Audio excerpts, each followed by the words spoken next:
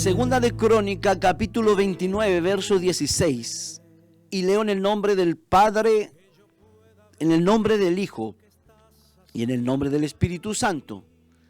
Y entrando los sacerdotes dentro de la casa de Jehová para limpiarla, sacaron toda la inmundicia que hallaron en el templo de Jehová, al atrio de la casa de Jehová.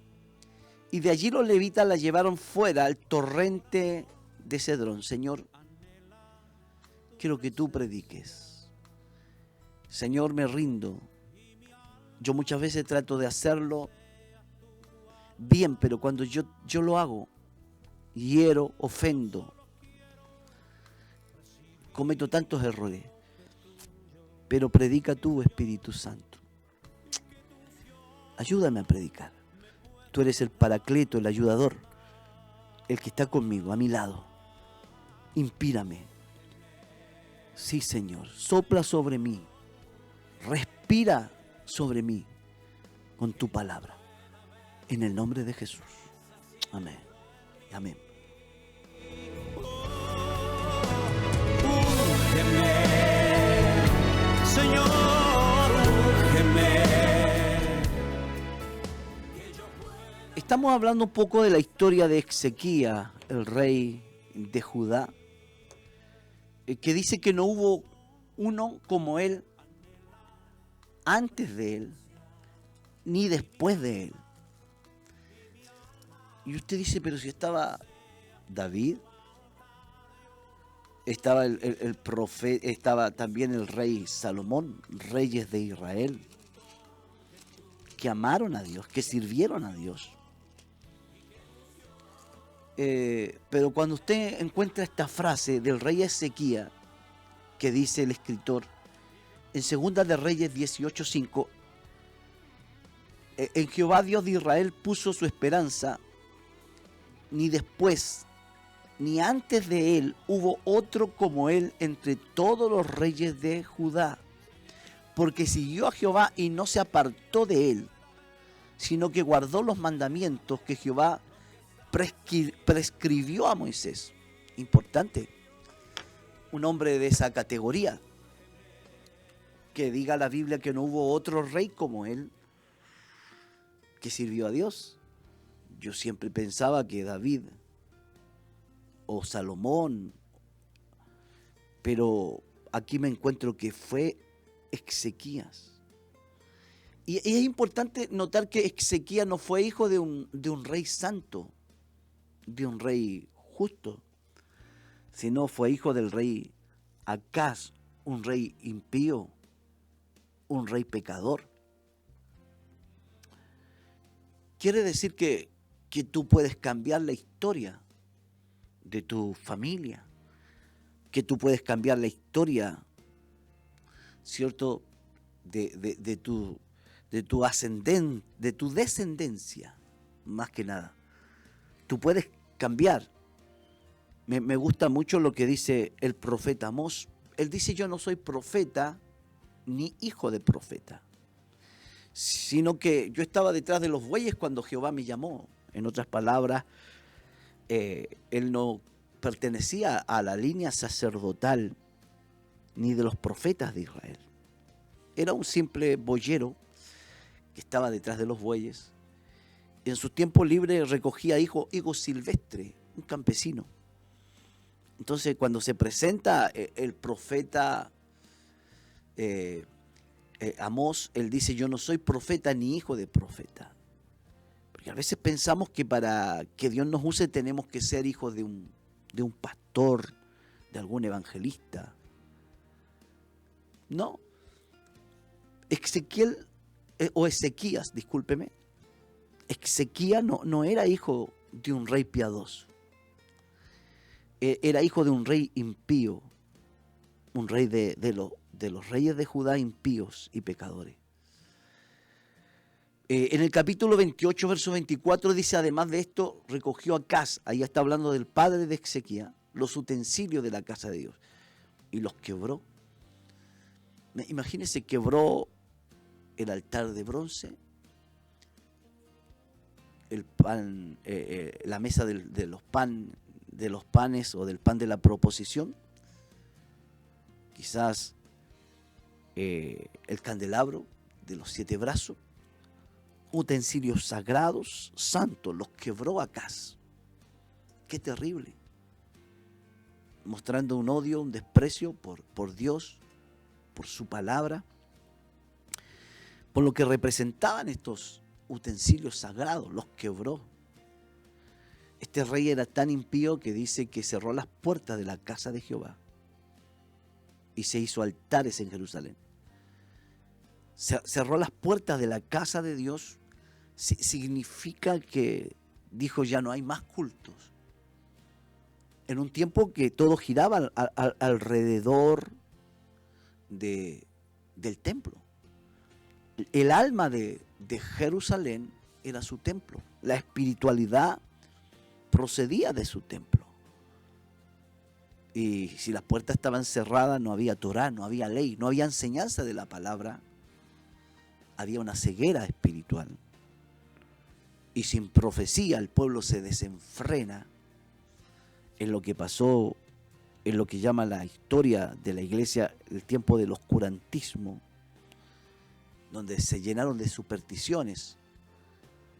Porque cuando no está la palabra, no está la lámpara, no está la luz. Este rey era un rey impío.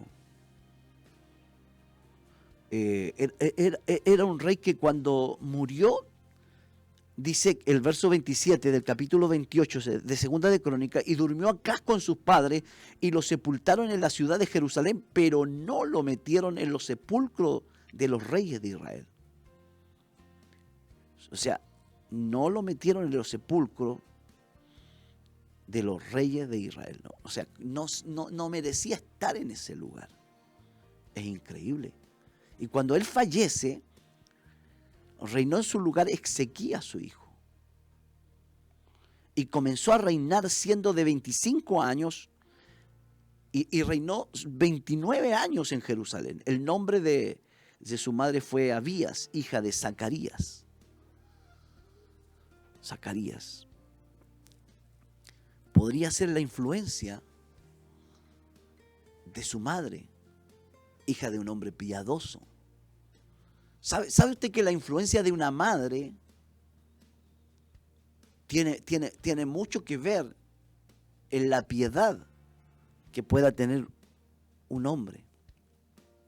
Y cuando hablo de piedad, hablo de una vida acercada al Señor. Entonces podría ser que por ese lado el hijo de un rey tan malvado tenga características y perfiles de piedad. Su madre, hija de Zacarías, un hombre de Dios. Cuando usted ve a Pablo, le dice, yo estoy seguro que la fe no fingida que estuvo en tu abuela Loida, en tu madre Eunice, Timoteo, yo estoy seguro que también está en ti, porque de alguna manera la mujer tiene una gran influencia sobre los hijos. Jocabé influenció mucho en la vida de Moisés, aunque era su verdadera madre, nunca lo supieron en Egipto y lo crió. Y nunca salió de su corazón la identidad de Moisés, porque su madre fue una influencia. Si usted se da cuenta, en todos los reyes, usted se lee el libro de los reyes, aparece el nombre de la madre, interesante. Porque una madre es una influencia para bien o para mal. Por eso es que el diablo hoy trata de destruir la maternidad. Porque sabe el diablo la importancia de una mujer. La importancia de una mujer. Por eso estos movimientos satánicos, que son feministas, que lo único que quieren es destruir la familia, y saben que si destruyen la mujer, destruyen la familia, porque esto es así. La mujer como vid, ¿cierto?, a los lados de tu casa, que lleva ramas, que lleva fruto. Es la mujer la que es fecunda, la que es fructífera, la que cría hijos. Entonces, cuando vemos a Ezequías, vemos a un hombre de Dios con una madre que pudo haber sido la mentora. Y comienza a reinar cuando tiene 25 años. Y en el verso 3 dice que en el primer año de su reinado, en el primer año, o sea, yo creo que estaba en su corazón. Si algún día yo soy rey, cuando muera mi padre, yo voy a abrir las puertas de la casa de Jehová. Dios bendiga a esos Ezequías que dicen, espero mi turno, espero mi momento, espero ese lugar que no quiero usurpar, pero que Dios tiene preparado para mí. Para cuando llegue a ese lugar, yo pueda abrir puertas para la adoración. Para cuando llegue a ese lugar yo pueda abrir puertas para que el pueblo de Dios alabe a Dios, honre a Dios. Me imagino que pudo haber pensamiento haberse cruzado por la mente de Ezequías, que significa Jehová es fortaleza. Estaba esperando. Y en el primer año de su reinado, no fue en el segundo, no fue en el tercero, fue en el primer año y fue en el primer mes. Eso indica prioridad. Nunca habrá un avivamiento si no le damos prioridad al templo, al culto, a nuestra vida de culto. Nosotros los cristianos somos gente de culto. Gente de culto. El diablo ha querido lavarnos el cerebro, incluso ha usado la escritura para decir Dios no está en el templo. Y eso lo sabemos, pero te lo interpreta mal. Para que no te congregues, para que no sientas interés de estar en la casa de Dios. Lo he repetido algunas veces, me impactó mucho. Me parece que se llama Mallorca el club allá en España, y se están abriendo algunos estadios ya para que la gente vaya presencialmente. Cuando mostraron a un hincha del Mallorca, me impactó. El hombre se subió ahí a la grada, a la galería, miró el estadio y no quería creerlo. Y lloró. Lloró porque quería puro volver al estadio. Porque quizás es un fanático, ¿cierto? Un fanático no escucha razones. Nosotros no somos fanáticos de Dios, pero somos apasionados por Dios. Pero ¿cuánta gente tiene el anhelo de estar en la casa de Dios, que se abran las puertas de la casa de Dios? Nunca vendrá un avivamiento si no sientes esa verdadera pasión por Dios, ese verdadero fuego por Dios, por su palabra. Si no hay prioridad, si no hay prioridad, Él es primero. Ezequías trajo un avivamiento porque le dio prioridad al culto. Nosotros somos gente de culto. Este tiempo de cuarentena que nos encerraban temprano y con el toque que queda a las 9, uno se acostumbra a estar adentro de la casa tomando té y acostándose con las gallinas. Pero la gente de culto que va a la iglesia a las 8, a las 10 está de vuelta, a las 11 está tomándose un té, ¿cierto? Porque es gente de culto y si no alcanzaste a las 10 andas buscando dónde comprar pan. Y si no hay pan te compra unos completos. Pero con esto de las cuarentenas ahora todo es más cómodo. Pero Dios es primero. Somos gente del culto. Se me va a pasar la hora tan rápido. Lo más que siento es eso. Somos gente del culto. Somos gente del culto. Tú eres gente del culto. Lo primero que hace este rey joven, abre las puertas de la casa de Jehová en el primer mes, en el primer año y en el primer mes de su reinado. Y las reparó. O sea, estaban dañadas las puertas, las abrió. Ay, santo Dios. Dios dice que los hombres de Dios abren puertas que están cerradas. Una vez entendí que si Dios me abre una puerta a mí, es para que yo sea un facilitador, para que yo le abra puertas a otros. El avivamiento viene cuando hay hombres que abren puertas que están cerradas. Su padre cerró puertas, él abrió puertas. Su padre quebró los utensilios, él los arregló. Hay cosas que han hecho mal nuestras antiguas generaciones.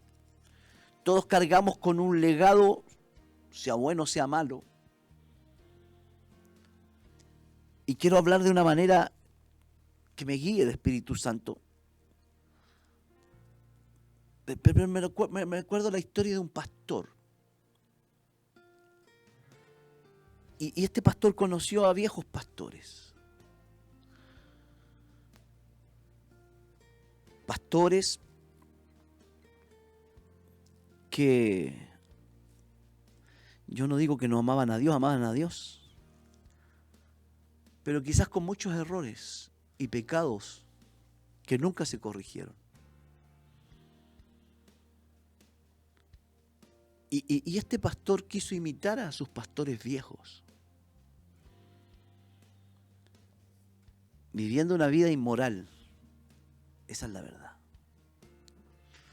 Es como que a Dios no le importa si pecas.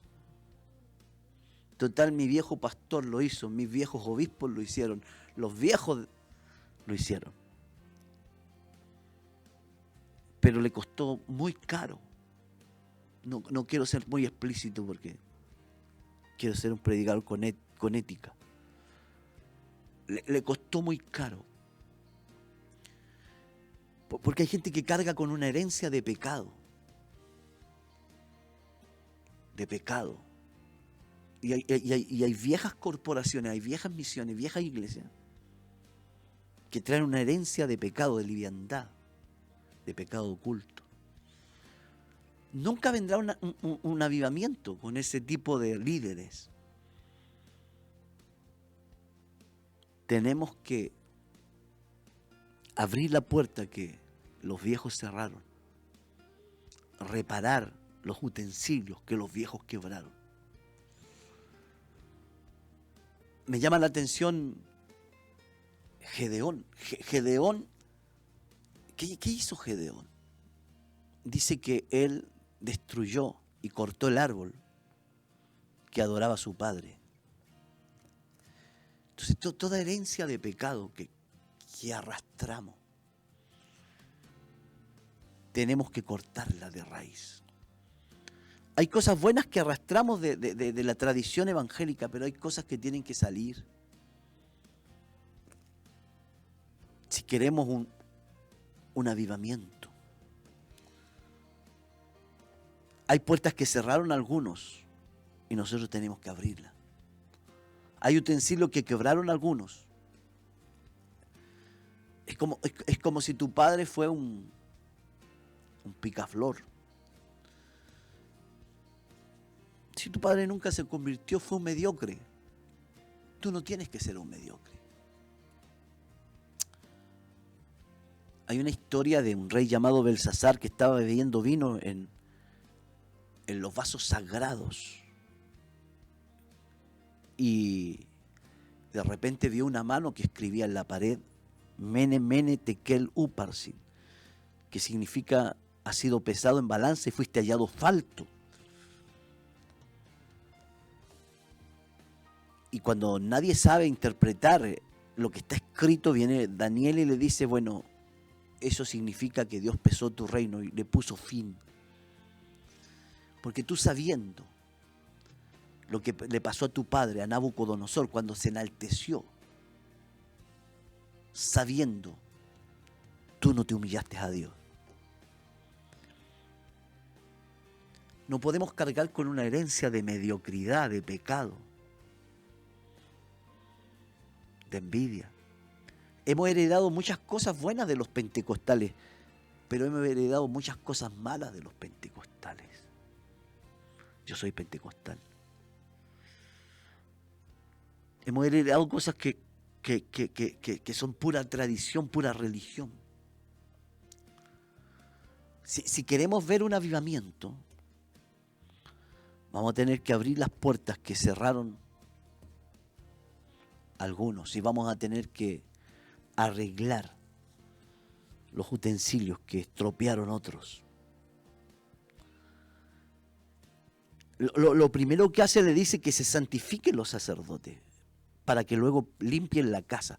No se puede limpiar la casa si el sacerdote no está limpio. No se puede limpiar la casa si el sacerdote no está limpio. Por eso es que hay predicadores que tratan de limpiar a otros y ellos están sucios. Hay que tener una autoridad moral y espiritual. Dos tipos de autoridad, moral y espiritual. Moral, hay gente que dice, bueno, yo estoy en pecado y no puedo predicar esta parte, y no la predican. No tengo autoridad moral. Está bien por un lado, pero por otro lado hay que santificarse. Hay que limpiarse. Yo creo que hay muchos predicadores, escuchaba una estadística en Estados Unidos, el 40% de los líderes religiosos, predicadores, ve pornografía. Y no pueden predicar de la pornografía. Ahora, hay otros que predican en contra de cosas que ellos practican. Y no hay una autoridad espiritual. O sea, para que autoridad espiritual quiere decir que en el mundo espiritual hay un respaldo, porque lo que tú estás predicando lo practicas. A veces tratamos, que hermano, hay que orar, y si no oras, tu iglesia será una iglesia de puros flojos, pero tú no oras. Es que yo tengo que predicar la palabra, como dicen algunos, es que el mensaje es mayor que el mensajero, y se justifican. Es como los viejos que decían, no me mire a mí. No, hay que predicar con el ejemplo. Santifíquense los sacerdotes y después saquen la inmundicia del templo. Hoy día queremos sacar la inmundicia del templo y no nos hemos santificado nosotros. Mañana sigo con este mensaje. Santifiquémonos. Pongámoslo a él primero. Examínate. ¿Por qué no haces conmigo este ejercicio? Un minuto, porque ya se me fue el tiempo. ¿En qué te he fallado últimamente, Señor? ¿En qué he pecado? Señor, tu palabra dice que es lámpara. Ilumina nuestro interior, Señor. Queremos un avivamiento, pero necesitamos un verdadero arrepentimiento. Que nos duela cuando pecamos. Sí, Señor, que tengamos autoridad moral y espiritual para predicar.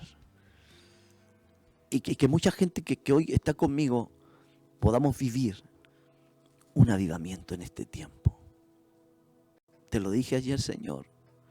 No quiero ese avivamiento simplemente de dones, de lenguas, de danzas. Me tiene aburrido, Señor. Sinceramente estoy cansado de esos avivamientos externos, pero no cambia nada por dentro. Perdóname, Señor. Yo quiero un avivamiento distinto, que nuestras vidas reflejen a Cristo. Y luego vendrán las danzas, las profecías, pero antes no las traigas, Señor, para no engañarnos. En el nombre de Jesús. Que Dios te bendiga. Gracias por escucharme. Que Dios te bendiga y te guarde.